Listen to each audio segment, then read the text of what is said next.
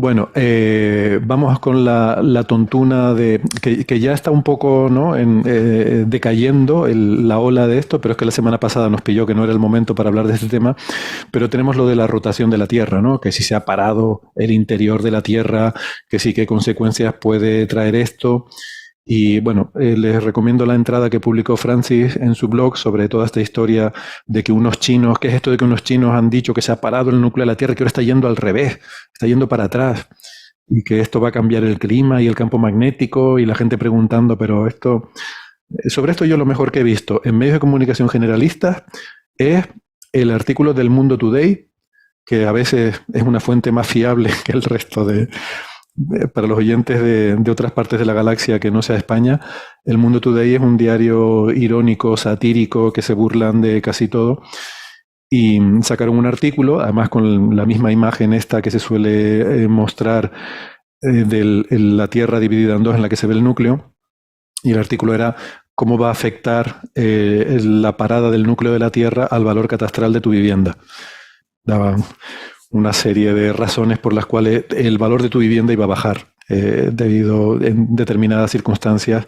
Siempre iba a bajar, tanto si el núcleo se paraba, como si aceleraba, como si retrocedía, como si hiciera lo que hiciera. Tu vivienda va a bajar. Bueno, no sé, Francis, tú que has estudiado esto en cierto detalle, no sé si nos lo quieres contar. Por cierto, no sé si han visto que ha habido una rectificación en Nature Geoscience, la revista. Yo me imagino que ha sido tal el revuelo que se ha montado simplemente porque lo han explicado fatal. En vez de hablar de rotación diferencial, en vez de hablar de la diferencia de rotación entre el interior y la superficie, hablan de la rotación. Entonces, cuando dicen que se ha pausado, que se ha parado la rotación, lo que se refiere es que se ha parado la rotación diferencial, o sea que ha dejado de rotar más rápido el núcleo que la superficie, ¿no? Pero esto se ha interpretado tan mal en todos los medios de comunicación como que el núcleo se para, deja de rotar, que no es lo que, bueno, ahora Francis nos lo contará, pero no es eso lo que dice el artículo, que yo creo que por toda esa repercusión que ha tenido, me imagino que las habrán puesto a parir todos los colegas por todas partes, ha habido una rectificación bueno, si vas al artículo original en Nature Geoscience, te sale un enlace al principio que dice hay una corrección a este artículo. Y la corrección es básicamente añadir rotación diferencial a donde antes decía rotación. O sea, que lo que se ha parado o incluso se ha invertido es la rotación diferencial. Esa es la clave para entender esto.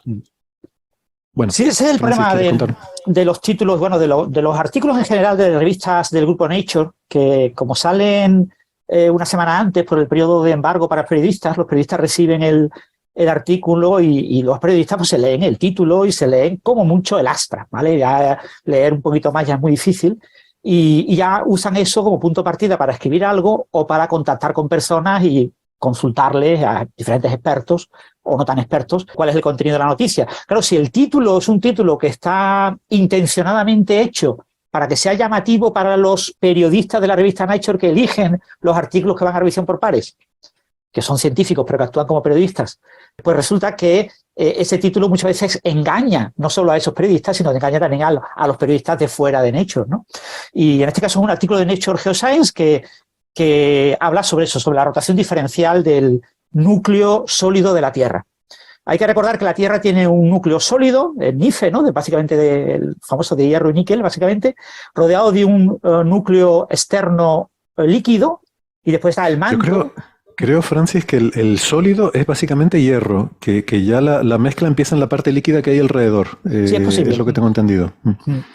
Y eso, tenemos el núcleo sólido, un núcleo líquido y el manto. Y después tenemos la corteza. El manto también lo podemos dividir en manto y manto superior. El núcleo interno de la Tierra, como es sólido, puede rotar como rota la Tierra en su conjunto. La Tierra, lo que llamamos Tierra, es la corteza y el manto, rotan a una cierta velocidad. Como está el núcleo líquido entre ambos, el núcleo exterior, el núcleo interior, el núcleo sólido, puede rotar a una velocidad diferente a la que rota la corteza del manto. O sea, no existe ninguna razón por la cual, si yo tengo dos objetos que están rotando, separados por un objeto que es líquido y que tiene una convección muy fuerte, el campo magnético de la Tierra, el campo geomagnético lo genera la convección en el núcleo líquido, en el núcleo externo.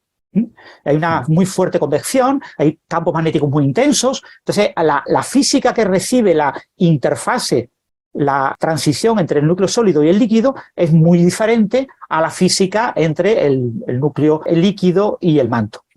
Entonces es normal, parece una cosa comprensible. Cualquier persona que escriba un modelo teórico de este asunto, lo primero que le sale en cualquier modelo es que lo normal es que la velocidad de rotación sea distinta. A lo mejor puede sorprender a alguna gente, pero aquí hemos hablado muchas veces del caso del Sol, que es curioso y pasa en otras estrellas también, lo hemos visto. En el caso del Sol, el núcleo rota el triple de rápido que la superficie, el triple. Es decir, si la superficie son como 4 semanas lo que tarda en dar una vuelta, el núcleo tarda 10 días, ¿vale? No son sólidos estos objetos. Bueno, incluso en estrellas, por ejemplo, todas las estrellas de neutrones, la rotación diferencial en la que está detrás, vamos a decir, está detrás no, pero necesita rotación diferencial para poder explicar muchos fenómenos de la estructura y de la dinámica que hay en una estrella de neutrones, por ejemplo. Eso no lo sabía. Hay rotación diferencial en las estrellas de neutrones, qué curioso. O sea, me imagino que, bueno, las dimensiones son las que son. Yo no soy una experta en ese tema, pero sí que es verdad que, por ejemplo, límites de masa máximo, o sea, un montón de detallitos. No es lo mismo que tú pongas un perfil de velocidad no diferencial a un perfil de velocidad de rotación diferencial para mantener, por ejemplo, la masa máxima de un objeto. Claro. Sí, lo que pasa es que en estrellas de neutrones, y lo mismo en la Tierra, ¿no? Determinar eso es muy difícil, ¿vale? O sea, determinar la velocidad del núcleo sólido de la Tierra es extremadamente complicado porque no podemos llegar a explorarlo de manera directa, ¿no? Entonces, aunque los modelos más sencillos todos proponían que eso era algo esperable y que tenía muchas veces que ocurrir, los primeros datos fiables, las primeras evidencias, surgieron a mitad de la década de los 90, alrededor del año 96. Y cuando surgieron esos resultados, lo que se observó eran indicios, la significación estadística es muy baja. Ahora explico cómo se detectan esos indicios. Y lo que indicaban era que el núcleo sólido de la Tierra se movía más rápido que la superficie, ¿vale? Entonces, claro, tú te planteas, bueno, pues se mueve más rápido, ya está, no pasa nada, ¿vale? Y de todas formas, es infinitesimalmente más rápido, ¿eh? Claro, Eso también que decía la gente. Estamos hablando poquitísimo, o sea, veo aquí el dato que es 1/10 de grado al año más rápido. O sea, que el núcleo en un año recorre 1/10 de grado más que la superficie. O sea, bueno, tengo el numerito, es la 100.000ª parte. La diferencia entre la rotación del núcleo y la superficie es la 100.000ª parte. Estamos hablando de algo realmente insignificante. Que seamos capaces de medir eso es un logro, y a veces confundimos el poder medir algo por la sensibilidad que va mejorando, ¿no? Y a veces puedes medir cosas realmente pequeñas y cuando lo dices pero no dices que es algo pequeñísimo, la gente se lleva las manos a la cabeza, ¿no? Dice, que es muy poquito, es lo que quería decir. Es muy poquito, exactamente, es muy poquito. Y lo más sorprendente no era que se moviera más rápido que la superficie, sino lo más sorprendente es que se estaba acelerando. Y claro, cuando se observa que se está acelerando la rotación, claro, tú dices, qué casualidad, ¿no? Que ahora cuando lo hemos podido medir, resulta que se mueve más rápido que se acelera. Lo que a uno le viene a la cabeza es, claro, lo que dicen los modelos de toda la vida, que el comportamiento es oscilatorio, que a veces va más rápido y a veces más despacio, y va oscilando alrededor de un valor promedio. Entonces, ahora estamos observando que se está acelerando porque está oscilando, ¿vale? Entonces, bueno, no pasa nada, ¿vale? Que nadie se lleve las manos a la cabeza de que esto se va a acelerar eternamente y va a estar constantemente yendo más rápido, ¿vale? Porque no hay ningún mecanismo físico fácil que pueda explicar eso, ¿no? O sea, que la opinión, la explicación obvia era que había un comportamiento oscilatorio. Pero claro, eso hay que comprobarlo, ¿vale? O sea, una cosa es decirlo, estas cosas como lo que acaba de decir Isabel, ¿no? De las estrellas de neutrones. Pues sí, hay modelos que plantean que hay una rotación diferencial de las estrellas de neutrones, pero ¿cómo lo vemos? ¿Vale? O sea, la heliosismología aplicada a estrellas de neutrones está en fases muy primitivas todavía, ¿no? Bueno, se le llama, creo que se le llama astereosismología. O exactamente, algo así. Entonces, sí. Entonces, claro, porque helio es para el Sol. Respecto a la estrella de neutrones, para que se entienda, porque pensaba dejarla para después, pero como veo que luego va a quedar en el olvido, es que uno podría pensar cómo puede ser la estrella de neutrones con lo compacta que es que pueda tener este tipo de fenómenos, pero hay que recordar que bueno, la materia que hay ahí es materia iónica en condiciones muy extremas, sobre todo en el interior. Entonces, en el interior la presión debe ser tan alta que es probable, bueno, no sabemos muy bien, aparentemente puede haber desde algo así como un superconductor de color, digamos, hasta cosas por el estilo. O sea, no es una piedra. Además tiene, vamos, digo, me puedo equivocar, pero a grosso modo tiene además esta zona de corteza. O sea, la gente que modela estrellas de neutrones modela corteza, el crust, y luego modela el interior. Entonces, en cierta manera, aunque es un objeto pequeño, tiene también mucha complejidad. Y claro, cuando tienes, vamos a decir, regímenes diferentes, esa corteza, la parte interior que es más plasma, pues también tienes comportamientos de rotación diferencial y bueno, y tienes todos los campos magnéticos. O sea, es que como tienes todo para jugar, pues claro. Esto es lo que llaman pasta, ¿no? El estado de la materia en el interior de estrellas de neutrones, ¿no? Que hay lasaña y hay no sé qué. Bueno. Sí, hay muchos modelos en función de gráficamente a vista, como se ven en las simulaciones los dibujitos, ¿no? Si son puntitos, si son laminitas. Pero bueno, entonces esto es, digamos, el estado teórico. Entonces ha habido varios intentos en la década de los 2000 de mejorar las estimaciones y este es uno de ellos, ¿no? ¿Cómo podemos saber cómo rota el núcleo? Pues básicamente, para explorar el núcleo, lo que tenemos que utilizar son terremotos. Si yo tengo dos puntos antípodas en la Tierra y tengo un terremoto de suficiente magnitud en un extremo y tengo un sismógrafo en la antípoda, pues habrá ondas sísmicas que penetren todo el manto, que lleguen al núcleo interior, que lleguen al núcleo exterior, que lleguen al núcleo interno, al núcleo sólido, que lo atraviesen y que salgan de nuevo por el núcleo líquido y el manto y lleguen al sismógrafo. Y, claro, habrá también ondas que solamente vayan por el manto y por el núcleo exterior y regresen por el manto al sismógrafo e incluso pues, habrá ondas, porque estas son ondas que se dirigen en todas direcciones, que vayan incluso que recorran solamente el manto. Entonces, cuando yo recibo la señal sismográfica, lo que recibo son una combinación de muchas ondas, de ondas que han ido a velocidades diferentes, se llama dispersión. Entonces, de esa manera yo puedo hacer tomografía, como hago con una tomografía, un TAC, en un hospital o con una radiografía. Puedo tratar de reconstruir el perfil de las velocidades de las ondas en diferentes materiales que tengo en el interior de la Tierra utilizando este tipo de ondas. Claro, esto está muy bien. Esto te permite ver, si hay un terremoto, me permite ver más o menos la estructura de lo que yo veo en ese momento, en el momento que se ha producido el terremoto.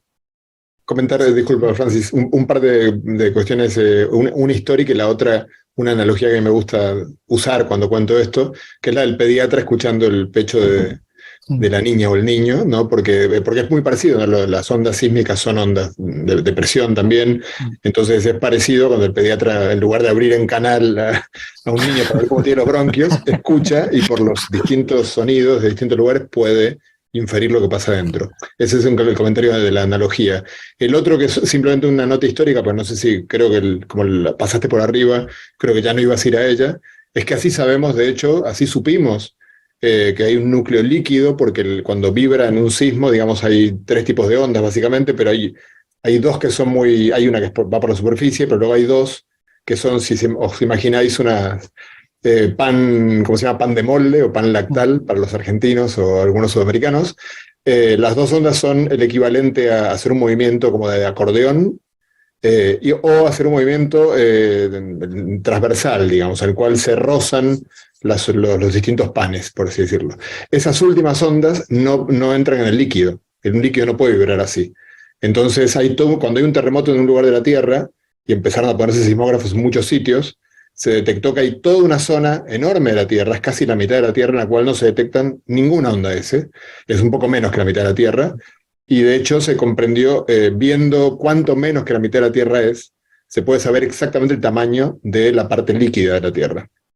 Y el descubrimiento del núcleo sólido, acá este es el que sobre todo quería contar, porque la heroína acá es una científica que fue bastante ninguneada, Inge Lehmann. De hecho, en los libros de texto normalmente no se la menciona y ella fue la que se dio cuenta de que había las otras ondas, las que se llaman P, las que son como si uno estuviera tocando un bandoneón en Argentina, un acordeón en el resto del planeta. Les pasa algo muy raro, tiene una zona de sombra distinta, como anular.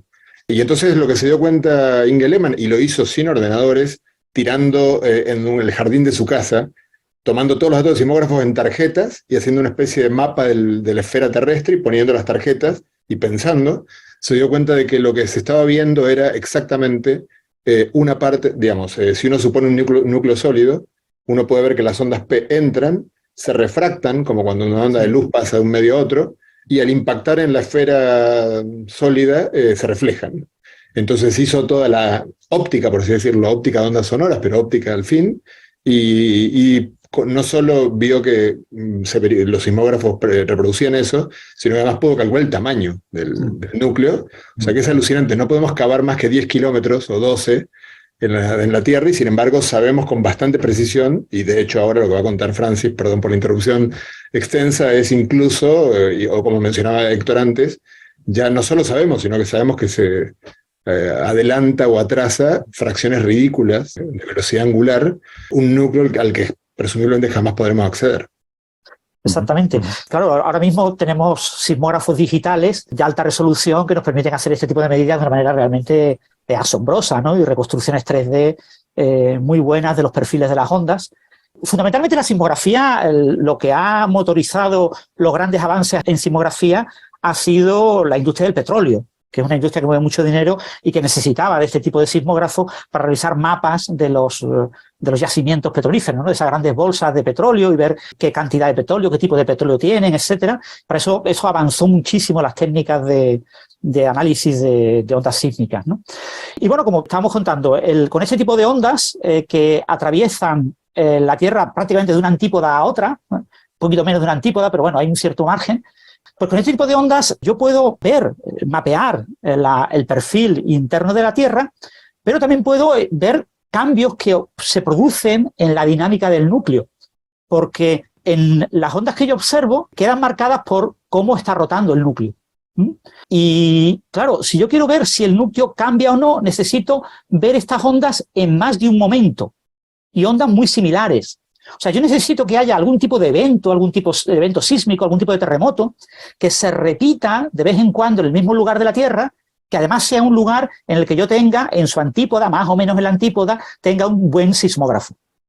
Y eso ocurre en varios lugares, hay pocos lugares donde ocurre eso. En Alaska, tienes en las antípodas, hay unas islas que tienen unos sismógrafos y te permiten ver los terremotos que ocurren en Alaska. Entonces, cuando yo veo perfiles de onda que son muy parecidos, es decir, que me dicen que la dinámica del evento sísmico ha sido muy, muy parecida, yo puedo comparar estas ondas. Claro, estas ondas han ocurrido con diferencias de años, diferencias de 30 años, de 10 años, de 5 años, a veces han ocurrido hasta 3, 4 veces, muchas veces solo ha ocurrido 2 veces. Entonces tengo esos datos, comparo esos perfiles de onda y veo los retrasos de las diferentes señales. Y comparándola, si queréis, puedo hacer una descomposición espectral de la onda, sacar diferentes frecuencias e ir viendo cada tipo de frecuencia cómo se desplaza en el tiempo. Y gracias a eso se pudo confirmar que esta aceleración que tenía aparentemente el núcleo sólido se había relajado alrededor del año 2010, 2009-2010. Entonces se estaba parando.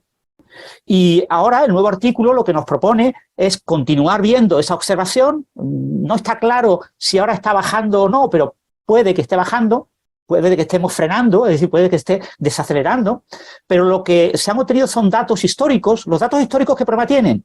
Que son datos analógicos, se sacan de papers. Uno se lee el paper, ve la figura del paper, ve ahí el sismograma y a partir del análisis de ese sismograma, la calidad del análisis es mucho peor que cuando tienes un registro digital. Estos son unos investigadores chinos y han utilizado esos datos históricos que son muy escasos, hay poquitos, depende del tipo de onda, son del orden de 40, las ondas que se han podido observar, y entonces con esos datos históricos han tratado de reconstruir qué pasaba hasta el principio de datos históricos, que es alrededor de 1964. Entonces lo que han observado entre 1964 y aproximadamente 1980 es que aparentemente en ese periodo se ha estado acelerando, con la enorme incertidumbre de los datos más antiguos, se ha estado acelerando la rotación del núcleo. Ahora, alrededor de los años 2010 se ha frenado y parece que se está curvando hacia abajo. ¿Vale? Estamos en el 2020, todavía nos faltan años, ¿no? Entonces ellos ven una curva que, bueno, a ojo de buen cubero, pues se podría decir que es más o menos oscilatoria, es como un trozo de una oscilación. Y entonces ellos dicen, bueno, como sabemos que la rotación del núcleo es parte de lo que afecta a la duración del día y al campo magnético terrestre, si hay comportamiento oscilatorio en la rotación del día y en el campo magnético terrestre, que tenga una escala multidecenal, multidécada, varias décadas, como esto que estamos observando aquí, pues puede que eso nos permita inferir cuál es el periodo de esta oscilación. Entonces, ellos, a partir básicamente de la duración del día, de cómo se acorta la duración del día, la acortación de la duración del día se está midiendo desde principios del siglo XX y el periodo tiene unos 65 años. Entonces, claro, tenemos como un par de periodos, no tenemos más, tampoco es que tengamos muchos datos. Ya nos gustaría poder tener datos de hace miles de años, no lo tenemos. Pero con ese periodo más o menos está claro, aunque bueno, la oscilación no es una oscilación tan clara, pasa como con las manchas solares, ¿no? Con el ciclo solar. Sí, el ciclo solar tenemos 24, ¿no? 24 ciclos solares, estamos en el 24. Claro, es una solución periódica, más o menos unos 11 años. Si quieres ver mi periodo 11 años, le pones 22. Si quieres poner un doble periodo. Pero bueno, eso más o menos. Quiero decirte, el comportamiento oscilatorio es bastante cuasi periódico. A veces la oscilación es más alta. Sí, que no es un péndulo. Exactamente, no es una oscilación perfecta, así maravillosa, súper sencilla. Isa, no es un oscilador armónico, ¿no? No. Estará un poco forzado. Es un oscilador armónico forzado. Puede ser.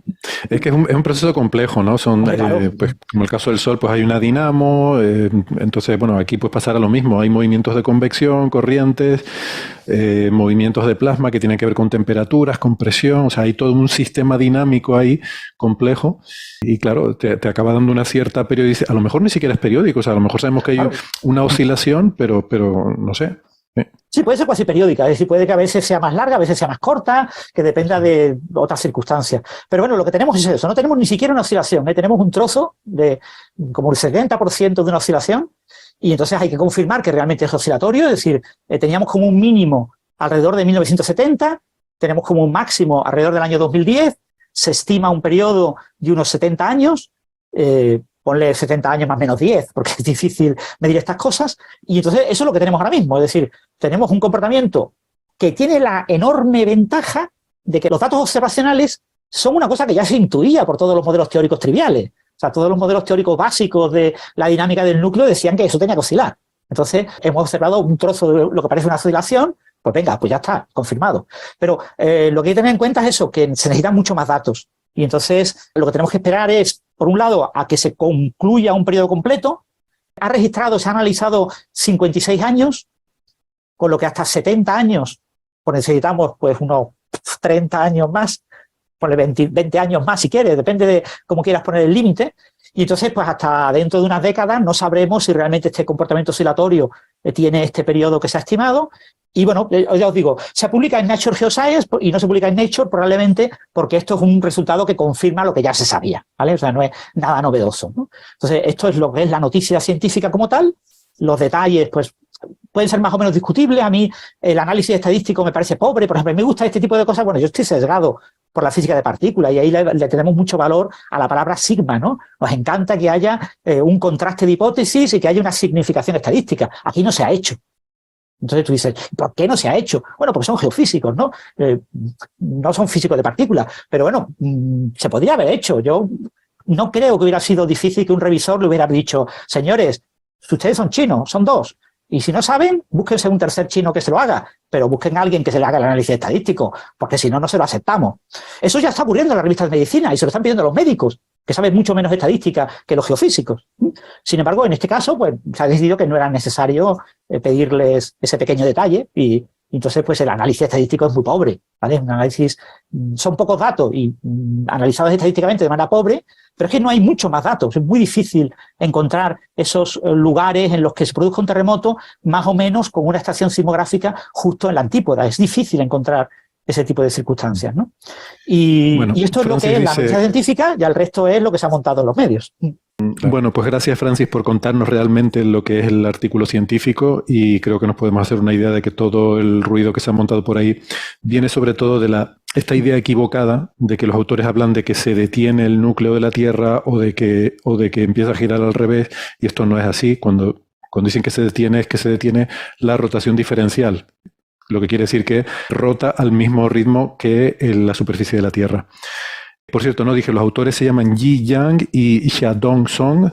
A mí esto me llamó la atención. Son de la Universidad de Pekín en Beijing. No sé si saben la historia, pero Pekín y Beijing es lo mismo, pero son diferentes romanizaciones, o sea, diferentes formas de escribir el nombre de la ciudad. Sí. Estuve mirando en su página web porque yo tenía curiosidad por saber cómo se había transmitido esta noticia a los medios de comunicación, por ver si esto había salido tan mal en los medios de comunicación porque la nota de prensa ya venía mal de por sí. La cuestión es que la Universidad de Pekín en su web no hace mención de este artículo. En sus noticias, estaba mirando, ponen varias noticias de resultados de investigación, no aparece este. Y si vas a la sección de investigación, de hecho no tiene nada desde el año pasado, o sea, terminó en diciembre, lo cual me sorprende porque el año chino lleva otra cronología diferente al nuestro, pero bueno, esta es la versión en inglés de la página de la universidad, con lo cual es posible que quien lleve la versión en inglés pues sí que siga patrones temporales occidentales y desde diciembre no han puesto nada. O está esperando la renovación del contrato. Exactamente, igual es que su contrato se le acabó en diciembre. Pero en Facebook se ve que el Community Manager es diferente y sí que tienen algo puesto.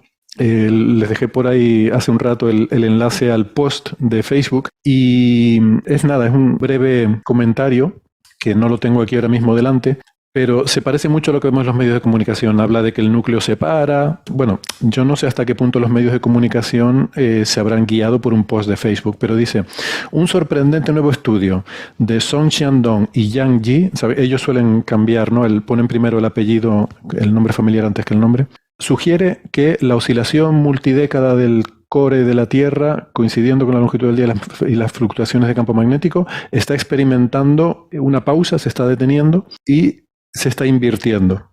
Es correcto, rigurosamente hablando. Dice que se detiene la oscilación, ¿no? Habla de la oscilación que se detiene. Entonces, bueno, no es incorrecto, pero me parece a mí confuso, no sé. No, la oscilación no se detiene, o sea, si está oscilando, está en el momento más rápido de todo. Sí, exactamente. Es muy confuso desde el punto de vista que lo mire. Es como si tienes un columpio. Que está mal expresado, o sea, que es difícil entender qué quiere decir en general. Sí. De hecho, yo creo que por eso tuvieron que publicar la corrección, para dejar claro, por lo menos en el paper científico, que lo que se refiere en que se detiene es la rotación diferencial y no la rotación. Creo que la confusión uno podría encontrarla ya en el abstract de la versión original del paper en Nature, ¿no? Que eso pasa por un montón de revisiones. A mí me gustó mucho la entrada del blog de Francis, la recomiendo por los que no la vieron, me parece que está muy claro y conciso como siempre. Pero usaban la palabra cesó en un momento, ¿no? En el abstract original. Y eso, estamos hablando del paper, ¿no? De las malas interpretaciones de la... Eso me parece que no fue muy feliz. Sí, de todas formas, el abstract lo primero que decía era rotación diferencial, ¿vale? Las dos primeras palabras del abstract son rotación diferencial. Lo que pasa es que, como ya han puesto el abstract... ¿Antes o después de la corrección? Antes.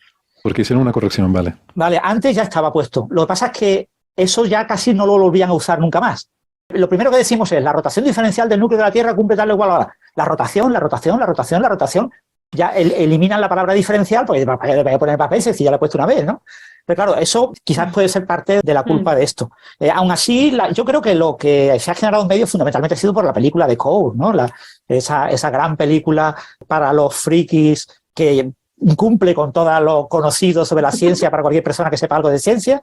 Cualquier periodista, cuando ve una noticia que puede conectar con una película que tuvo cierto éxito, pues automáticamente busca la conexión. Y entonces trata de, digamos, amplificar cualquier tipo de pequeño detalle que pueda estar conectado con la película, porque eso le da muchísimo juego, eso crea las dos culturas y facilita y digiere la terrible ciencia y complicada. Entender que un objeto rota es algo extremadamente complicado. ¿Cómo se va a entender eso, no? Un objeto que rota dentro de otro objeto. Eso es imposible de entender. Entonces hay que buscar una película que te lo cuente, que meta al Bruce Willis o el que sea hasta el centro de la Tierra. Y una bomba atómica.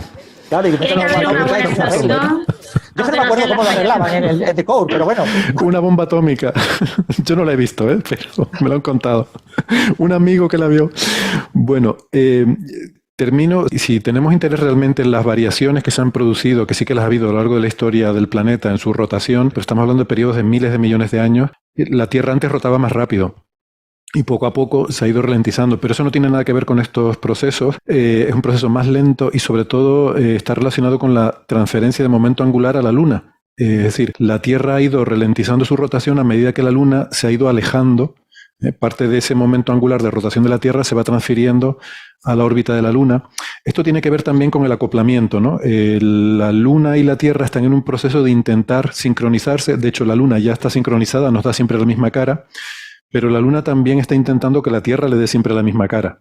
Y en ese proceso la va frenando, se va alejando, Y si tuviera tiempo infinito y estuvieran solas en el universo, acabarían también la Tierra dándole siempre la misma cara. Lo que pasa es que eso no va a ocurrir nunca porque también está el Sol por otro lado y también hay una influencia y una perturbación, ¿no?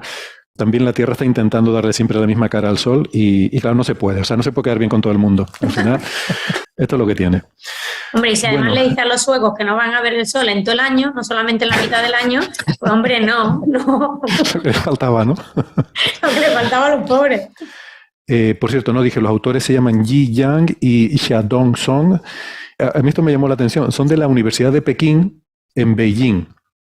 No sé si saben la historia, pero Pekín y Beijing es lo mismo, pero son diferentes romanizaciones, o sea, diferentes formas de escribir el nombre de la ciudad.